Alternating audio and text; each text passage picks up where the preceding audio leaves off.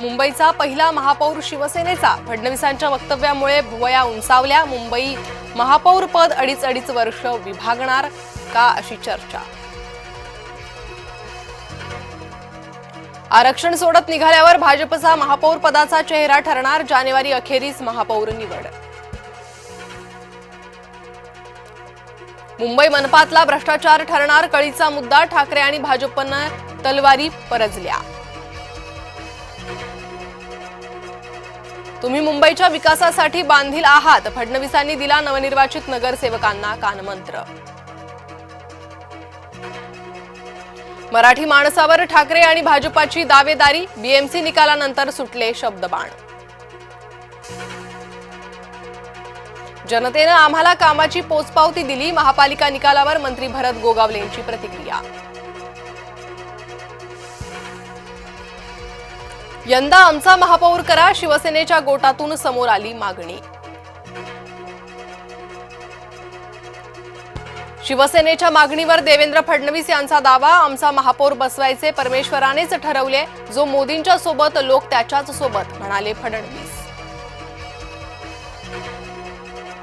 पराभवानं खचू नका. सत्ताधाऱ्यांना पुरून उरा. राज्यांचे नवनिर्वाचित नगरसेवकांना आदेश. मनसेची चेष्टा. कुटुंब एकत्र. मात्र मनसेचा केवळ 6 जागीच विजय. मनसेचा उपयोग करून घेतला. नाव न घेता संतोष धुरींचा उद्धव ठाकरेंना टोला. उपराजधानीत भाजपनं गड राखला. मात्र गेल्या वेळेपेक्षा 8 जागांचं नुकसान. भाजपला बंडखोरांचा फटका बसल्यानं नुकसान. पंतप्रधान नरेंद्र मोदी आसामच्या दौऱ्यावर. काँग्रेसनं आसामकडे दुर्लक्ष केल्याचा ठेवला ठपका. नवी मुंबईची ओळख द्विगुणित करणार. भाजप प्रदेशाध्यक्ष रवींद्र चव्हाण यांचं वक्तव्य. शिंदेंवर मुंबईच्या निष्ठावंतांना सांभाळण्याची जबाबदारी. महापौर पदाच्या निवडणुकीआधी नवनिर्वाचित नगरसेवक ठेवले हॉटेलात. शिवसेना नगरसेवकांच्या हॉटेलवारीवर मुख्यमंत्री फडणवीस यांचं भाष्य. कोणत्याही नगरसेवकाची आता पळवापळवी नाही. बारामतीच्या गोविंद बागेत काका पुतण्याची भेट. आगामी झेडपी निवडणुकीसंदर्भात चर्चा झाल्याची शक्यता. जनतेसोबत रहा. विकासाची कामं करा. एमआयएमच्या विजयी उमेदवारांना असदुद्दीन ओवेसींचा कानमंत्र. भाजप पराभूत उमेदवार बंटी सावरी यांच्या घरावर दगडफेक. छत्रपती संभाजीनगरमधील घटना सीसीटीव्हीत चित्रित.